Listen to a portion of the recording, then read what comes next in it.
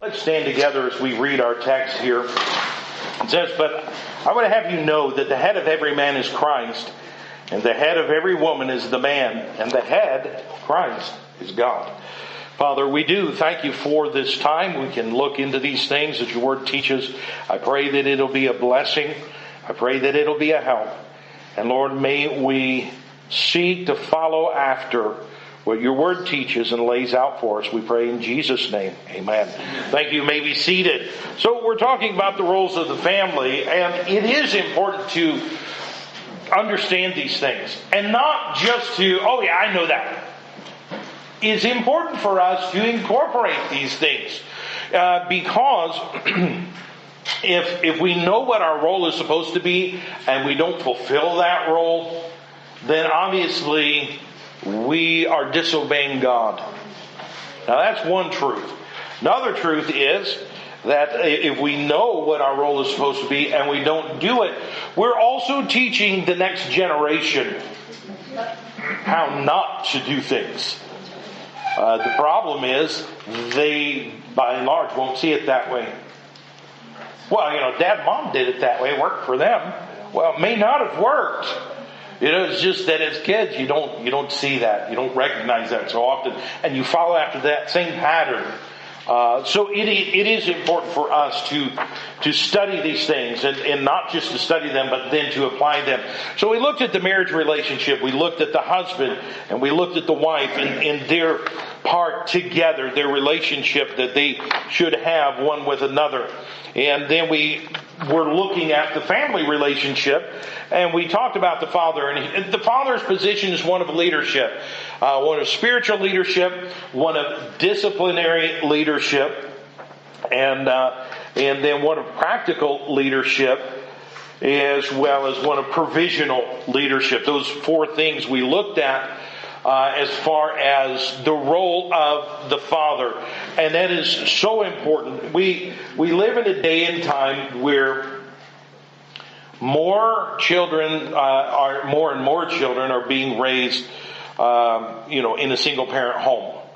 And sometimes you can't help it. You have a death in the family and so on. You can't help that. You can't change that. And then sometimes it's by choice. A lot of different things. I'm not going to go into all of that. But it is harder. I'm not saying it's impossible, but it is harder to raise children without a father. And so the father, the modern philosophy that children would be better off without the influence of quote-unquote toxic masculinity that's a fraud. Now, I understand some men are jerks. And you don't want to jerk around to influence children. I understand that. But God did intend for there to be a father and a mother. And that's the way it needs to be. And each has their own part to play. But if you're in a position where it's just you and the kids, then you have to, in some ways, incorporate part of the roles of the father. You have to incorporate that into yours.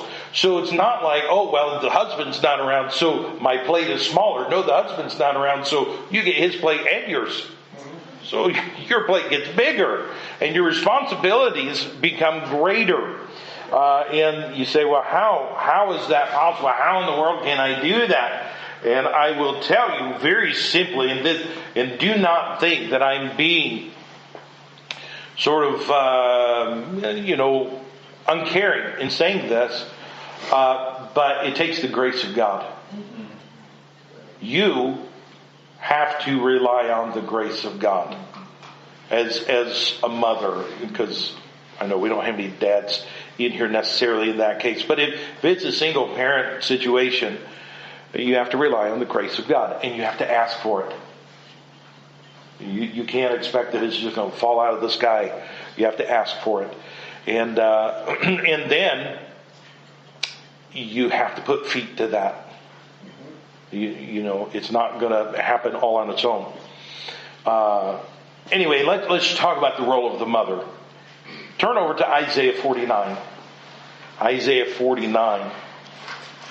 I'm going to say some things that are true, but some things that some people find offensive.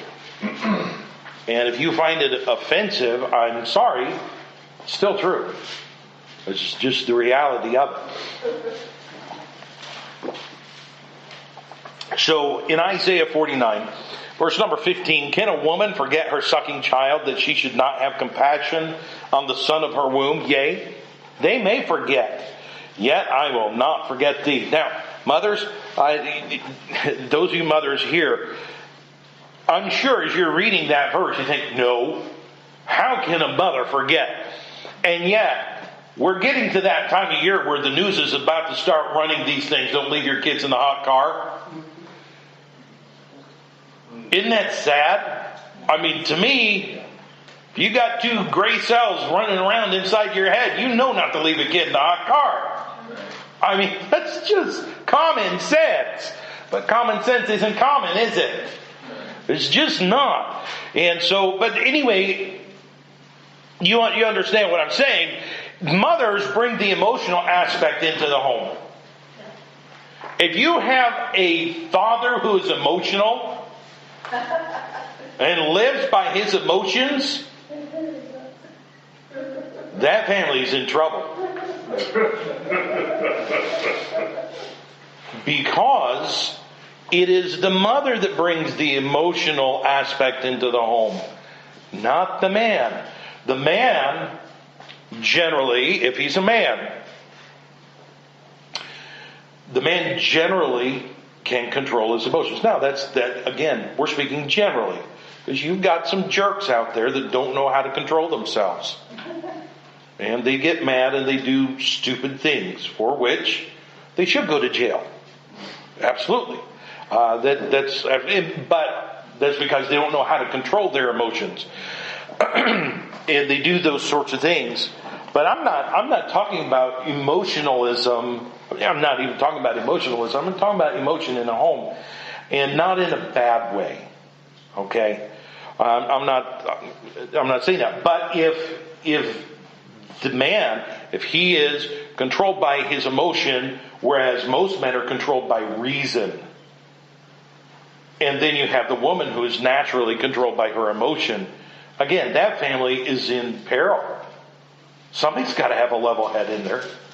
And I'm not saying that women are stupid. Don't think I'm saying that. Women are not stupid. They're what God made them to be. And the thing is, when we say that women or mothers bring the emotional aspect in the home, it doesn't mean that the mother should be an emotional wreck. Because that is wearing on people, and that will destroy a home. I've watched it happen over the years. When time and resources are constantly used to support the emotions of the mother, oh, mom's down, we better go do something special for her, then the resources and the time is not there to raise the children properly. And that's a shame when it's that way. And it's harmful to the family as a whole. But men do tend to be less emotional, unless it's sports. It's true. It's just how it is. And women tend to be more emotional, unless it's sports. It's just how it is. But by putting a man and a woman together as parents, God has provided the children with an emotionally balanced home. That's what God intended. God didn't intend for it to be so far the one way or so far the other way. He intended for there to be balance in the home. So, usually what you have in the home is you have dad teaching the children reasonable things. Here's how to think. Here's how to consider. Here's how you view this situation or that situation. That is one of the nice things about when we were on deputation. We spent so many hours in the car together. It was absolutely ridiculous. And you got to fill the hours with something. So we would just talk about things. We talked about all sorts of things. And I mean, I just make up stuff sometimes, just for the purpose of teaching the boys how to reason things out and how to find the right solution. And so we would talk about things, and we would talk about things about the Bible, we talk about things in politics, we'd talk about just dealing with people in general, and we would talk, okay, how do we deal with this? And of course you get the, one nut job or the other that, you slap him in the face, or slap him in the back of the head, when they're not looking, or, you always get that answer, and then you boil it down to, realistic things, that, how you deal with situations. And that was really good. It was very, very good to be able to do that with them.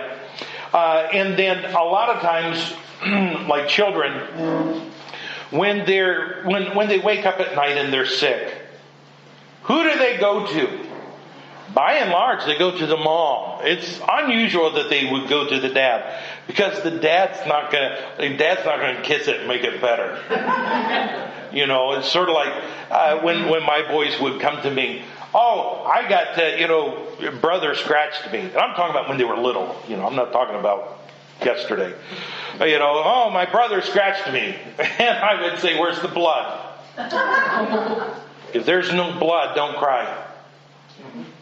Now, Mom, let me kiss it, make it better. I'm not wasting kisses when there's no blood. If there's blood, then okay. We'll kiss that and make that better. And, we'll worry about it then. But otherwise, no. We're not going to waste our emotion on that. And we laugh about that, but that's how God made men and women. And that doesn't make the men dumb. And it doesn't make the women dumb. That makes us what God intended for us to be. And that's why we need to be together in a family. A man and a woman. You have two women in a family. Okay, God never intended that anyway, but we're told that that's okay today. All you have is emotion. You have two men in the family. And again, there are other issues that we could talk about in that. But God didn't intend it to be that way. God intended for there to be a balance between reason and emotion. Children need that. They need that to develop properly. They need that to develop spiritually. Yeah. It's just what's needed. And so mothers bring that emotional aspect into the home. Not a bad thing. If it's right.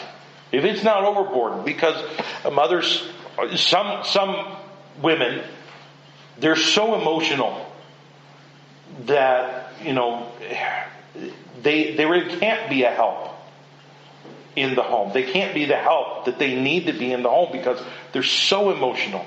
Now, God gives some answers for that. We're not going to deal with it. But anyway, but that's the thing. And thank God for our wives. I thank God for my wife. Because she does. She brings that emotional aspect into the home. And sometimes it's good. And sometimes I find it humorous. And sometimes she'll get emotional about different things. And I'm not raising, girly men. I don't intend to raise girly men. I intend to raise men. So you know what that means? That means when she gets emotional, all four of us laugh at her. Why are you laughing at me? Well, because you're acting like a woman.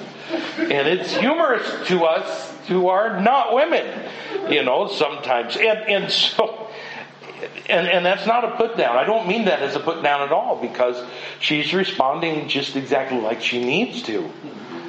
But I just can't say that we don't laugh about it, because we do. Turn, if you will, to Proverbs chapter 1. So part of the mother's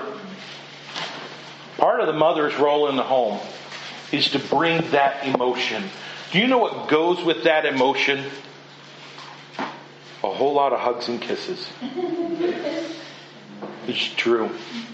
It's true. And, my mom, when I was growing up, I had a lot of hugs and kisses from Mom. When we went down at the end of February, we drove down to Texas, and we finally got there 6 o'clock Tuesday morning. And we walked in the door. Mom was standing there, and she grabbed a hold of me. And you know what you do with dandelions? You know how you squeeze them, flick the heads off the dandelions, make them fly? I thought for sure my head was about to pop off. I mean, it hurt. I mean, seriously, my ears popped from her squeezing me. So it hurt. It was painful. And yet, had I walked in the door and she said, "Hey, good to see you," that would have been wrong in all kinds of ways. So I'm thankful. I'm thankful for mothers who have the right kind of emotion, and they'll give the affection, and they'll show the love that we as kids need. And look, I'm 40 whatever years old. And I was real happy to have Mom hug me. I was real happy. I wasn't so happy about it, Friday morning when we left town. I mean, it would have been bad if she hadn't hugged me, but, we're saying goodbye. That's not near as fun. But you understand what I'm saying. But here in Proverbs chapter 1, in verse number 8, we find a principle here. It says, "My son, hear the instruction of thy father, and forsake not the law of thy mother." And this is the mother's part of her role in the home, that she works off the same page as the dad. It's not that the dad has his instruction and the mom has her laws. We're dealing with the same thing here. It's that dad sets down the rules, and she comes along behind, and she enforces what dad has said. Now, I've seen that happen growing up, where dad was gone a lot when I was younger. He pastored. He was a pastor of a church when I was born, but when I got up old enough to remember, he was pastoring a different church, and he was gone. He spent a great deal of time out knocking doors. He spent a great deal of time studying and preparing for what God had for him to teach and to preach. He spent a lot of time away. So that left Mom at home. And you know what we found? Because we were children, we did this. We tried. My sister and I did. We tried. And what we found is that what Dad said is the same thing as what Mom said. There weren't two different stories going on here. It wasn't when Dad's around, this is how we do it, and when Dad's gone, then we're free to do what we want. That's not the way it worked. And that should never, ever be the way it works in a Christian home. Ever. It should be the same. The mother and the father should always work off of the same page. And again, I'm thankful because I watched my wife. I mean, I do it. There's a lot of times we'll be sitting together. Just quit looking at me. Too bad. I married you so I could look at you. So that's just how it is. But I've watched her over the years in a lot of different areas. Different things that I've said. And there's been some things that she's agreed with wholeheartedly. And there's been some things that she hasn't agreed with. And yet, as far as my boys knew, she agreed with me wholeheartedly. They never knew that there was a difference. And I'm glad about that. So, yeah, we had our discussions behind closed. And look, that's where it ought to be. If you have a disagreement with your husband about how the kids are being raised, don't talk about it in front of the kids.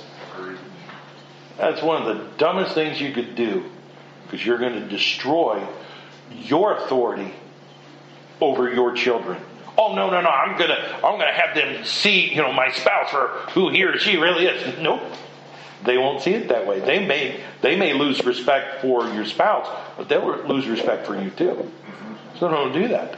That's not smart. Work off the same page.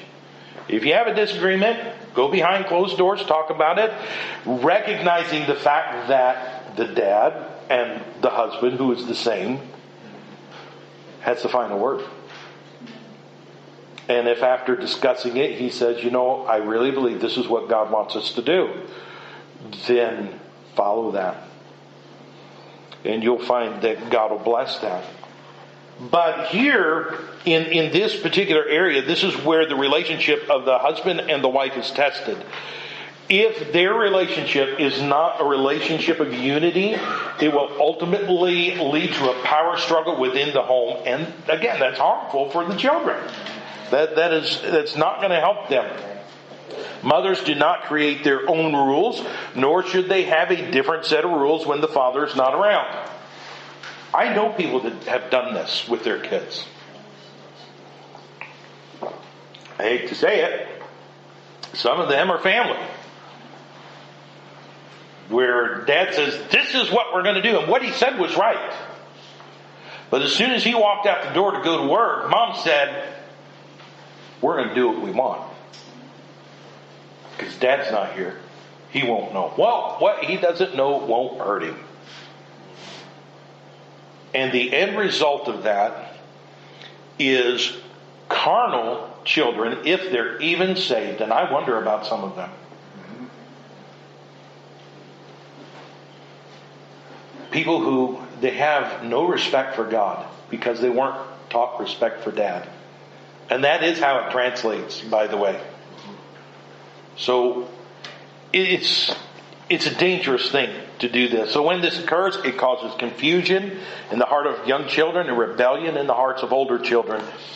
And what happens is children, even those who are raised in church, they've gone away from God, not because the church messed up, but because they were raised in a home where the mother was not on the same page as the father. And carnal things were allowed when the father wasn't around. The mother should, by her example, teach her children to support and follow the leadership of their father. Because in doing that, the mother is teaching the daughters the importance of following proper authority. Also, she's teaching her sons the importance of the man being the leader in the home. Because if we'll do it when he's around, but then when he's not around, we'll do what we want. She's teaching the sons, you're not going to be the leader in your home either. You may as well be a wimp. You may as well not be a man. Because it's the women who have the control. That's wrong. Yes, it fits with modern society, but it's certainly not scriptural. So let's go on, because, this is so exciting. Everybody's so into Ephesians chapter 6. Let's talk about the children. How many children do we have here today? I only have 2 people raising their hand. Are you kidding me? Were the rest of you hatched? We're all children. We're all children. We're children of somebody. Look, my mom, I already told you what she did to me when we went down there a couple months back, but she calls me her baby. Still. I don't care. It doesn't bother me. It bothers my sister. Because that means she's older than me. Anyway, Ephesians 6 and verse 1 says, children, obey your parents in the Lord, for this is right. One thing I taught my boys way back when they were very, very young. When they were just learning to talk. I taught them what their job was. And I could ask any one of them, what is your job? To obey. And I wasn't asking any one of them, but that's what I get. And that is the right response, to obey. What is your job? Obey.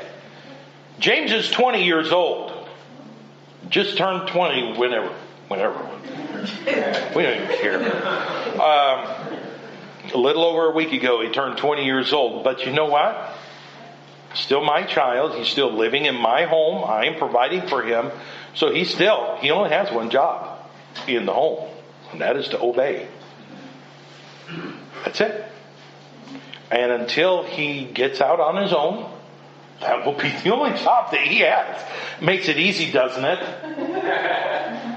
I mean, you think about it. There's just not a lot to do with that. I mean, there may be a lot of things fall under that. But it doesn't make it difficult, because if children recognize that I only have one job, my only job is to obey, then that takes the fight out of everything. It really does. Because there's no argument if you recognize that as a child, your job is to obey. Where do you go with that? And say, well, I have my rights. Yes, you have a right to obey. That's it. You have a right to do what you're told. Again, it makes things much easier. So let's talk about the realm of disobedience. Here in Ephesians 6:1 again, children, obey your parents in the Lord, for this is right. And there's some children, they try and use that. Oh, see, it's got to be in the Lord. It's not everything that parents tell me to do. It's just in the Lord. Really? That's the road you want to go down? Let's go over to Colossians. But the thing is, children as believers, what that means is children as believers are to obey their parents as an act of obedience to the Lord Himself.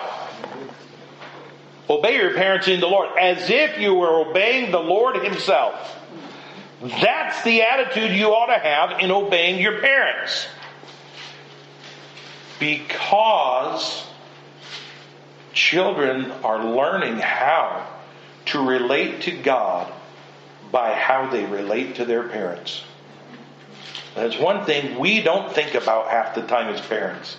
We don't think about that. We think, it's no big deal. It is. It's all a big deal. It's all a big deal, because the way that we raise our kids is the way that they're going to think about God. And so it's important that we do things along biblical guidelines, not along, well, that's how I've always done it, or that's how I've always thought it should be. That's wrong. It's got to be according to the Word of God. But here in Colossians chapter 3 and verse 20, again, it says, children, obey your parents. But it doesn't say in the Lord, it says in all things. Oh, but it's almost midnight and my parents are telling me that I have to get up and take the trash out. Then you know what you do? You get up and take the trash out, even though it's midnight. You only have one job. Just one job. So children are to obey any request from a parent. Notice I put it as request. I could have put other demands, commands. I could have put all sorts of things. I'm trying to be nice here. Let's talk about the reality of disobedience. And that is that the child should have a good attitude in obeying his parents. The child should.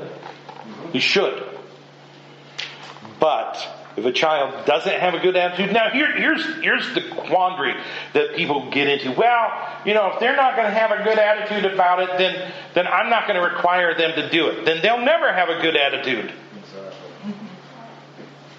Look, let me bring to your attention the prophet Jonah. Did Jonah obey God? Not initially. In the end, did Jonah obey God? Yes. Did Jonah ever have a good attitude? No. So, in dealing with our children, it is not their attitude so much as their obedience. Now, we may have to deal with their attitude. We may have to have an attitude adjustment meeting. We may have to do that. And that's if it needs to happen, it needs to happen. But the thing is, we need to, as parents, expect and require obedience regardless of the attitude. Well, I don't want to. And I'll be honest with you, I've had my boys tell me that. Now they don't tell me that anymore. Because they know what I'm going to say. Because I've told them. I didn't ask what you wanted to do. I didn't. I've never asked, would you like to? My wife does sometimes. Would you like to do this? And when they say no, she says, well, go do it. My mom used to do that to me, and my sister and I are still bitter about it. She would say, do you want to go with me to the material store? And you knew If you went to the material store, life as we know it would end. I mean, it's the closest thing to Armageddon, is going with Mom to the material store. And so we would just in desperation say, no. And she'd say, well, go get in the car. Why did you ask?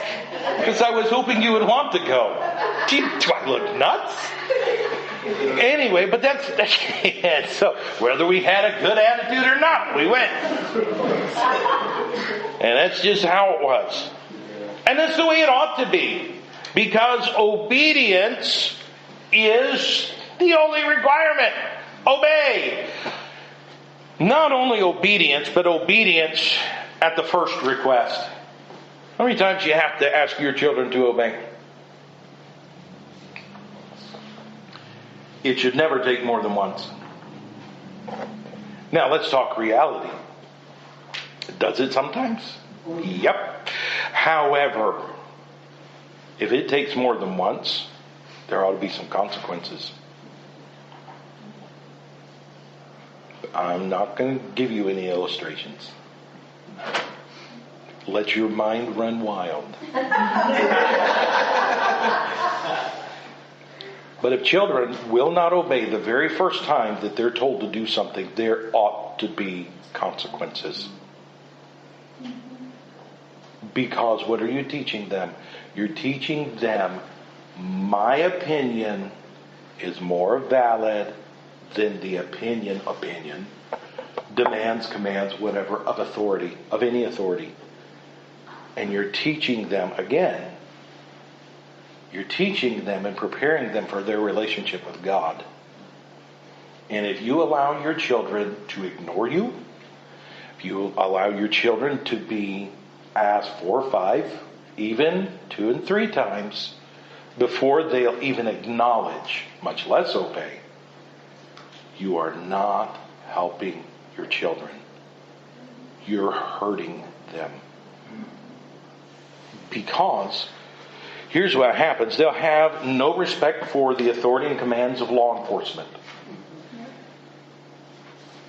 Have you ever, well, if you ever watch Cops, you think, who are these people's parents?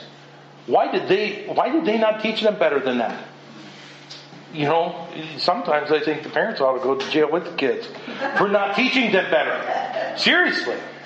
And I'm talking about kids that are in their 20s and 30s and still acting like fools. Acting as if, I'm on my private property now. Sort of like somebody I know, they had the police come to their home. And they had the arrogance to say, and the police were telling them there's some things that aren't right, some things that need to be taken care of, that have to be taken care of. And if these things are not taken care of, your children are going to be taken away from you. And this individual had the gall to look the police in the eye and say, well, I know my rights. Fine. You and your rights can sit at home without the kids. Exactly. But you know what the problem is? This individual was taught that by their parents. I don't have to do what the authority says. I know my rights. I can do what I want. God help. Not only that, they'll have no respect for the authority and commands of an employer. Mm-hmm. When I worked at Walmart, I worked in the paper chemical aisle, which is your paper plates, your napkins, paper towels, toilet paper, and also your laundry soap and all that sort of thing. Your fly spray, that was in there, all the good stuff. And so anyway, that's what it was. And at Walmart, we were required to put out, if I remember, it was 60 cases an hour. So that means 1 case up on the shelf every minute. I usually had 4 to 5 pallets every night that I was supposed to put up. And so anyway, our assistant manager, we'd always have a crew meeting or a shift meeting before we go out and do whatever we did during the night. And so I remember our assistant manager started saying, look, things aren't happening like they're supposed to. They're not getting done. People are goofing off all night. And I'm thinking, how? How can you be goofing off all night when you've got all these pallets of product that need to be up on the shelf? Because we got decimated every day. And I'd have empty shelves all up and down the aisle. And I'm thinking, why can't they order more? And anyway, it's just crazy, some of the things that went on. So our assistant manager started going through the number of pieces for each department and the time it should take to get all that up on the shelf. And she went through my department and then went through the other departments. And I never got done. I never got done with my pallets. There was always at least one pallet, sometimes a pallet and a half, sometimes 2 pallets, even on some of the really hard nights, that I would pull back in the back. And I worked all night long. And to be honest, I hurt myself physically. I ended up having to have surgery later because of what happened at Walmart. Thank you, Sam. Sam Walton, by the way, for those of you who don't know. He's the founder of Walmart. Anyway, but she would read that, and she really kind of skimmed over my department. But it really bothered me. Because I'm thinking, I know how many pieces we have, and I know I'm not finishing my work at all. And it bothered me. It bothered me a great deal. So I ended up going and talking with the assistant manager. And I said, look, I'm doing everything I know what to do. And I'm not getting it done. Is there maybe something I'm not doing right?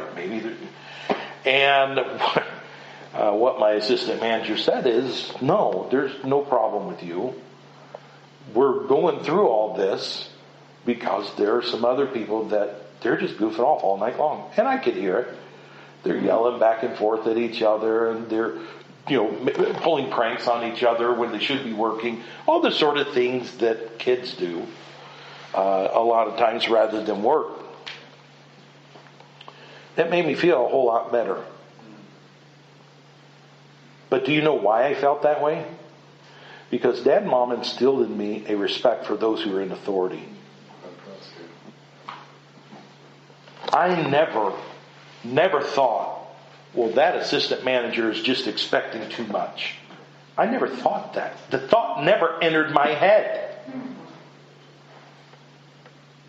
Because I was taught to respect authority. I was taught when your authority says, do this, you do it. And yeah, my authority told me to do some stupid stuff at times.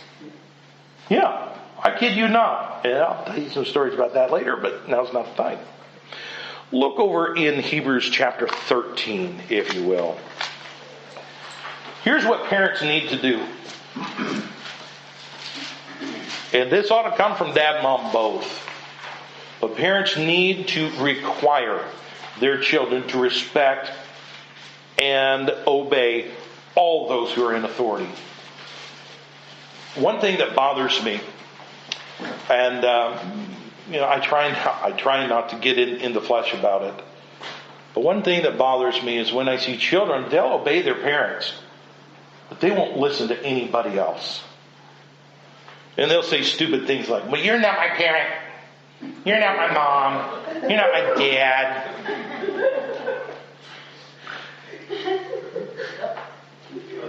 Parents need to teach their children to obey all those who are in authority. And do you know, for a child, do you know who is in authority over them? Every adult. That's what I was taught growing up. If they're an adult and they tell you to do something, you do it. I hated that. I hated that as a kid. You mean I've got... Save that story for later. But the thing is, that is one thing that we as parents fail at so often. It's like, oh, you need to obey your parents. You need to obey your parents. You need to do what I say. But then we don't teach them to listen to anybody else. And they act, children act like holy terrors with everybody. They're fine with us. But they act like demons just let out of the pit of hell with everybody else because we failed as parents. Here in Hebrews chapter 13 and verse number 17, the Bible says, "Obey them that have the rule over you, and submit yourselves. For they watch for your souls, as they that must give account, that they may do it with joy, not with grief, for that is unprofitable for you." Now, specifically in the context, this is talking about the pastors. That's what it's talking about. But I'm using it as a principle. We need to teach our children to obey all those in authority. We need to teach them, not just tell them, but we need to exemplify that too. We need to exemplify that for them to see. So now that we've seen what the Bible has to say about the various roles within the home, it's time for us to set each individual in their proper place within the home so that the home itself will be able to function in a manner that's pleasing to God. Nobody should look at the marriage relationship lightly. Oh, that's easy. All you have to do is love each other. Well, that certainly is important, as we talked about. But there's a great deal of work that goes into it. And if you're lazy, marriage is not for you, because you're not going to want to put the work into it. You're going to want somebody else to do that. As a family, we have to be careful to actively pursue the role in which we've been placed, so that our family can succeed as God intends for it to succeed. So let's stand together.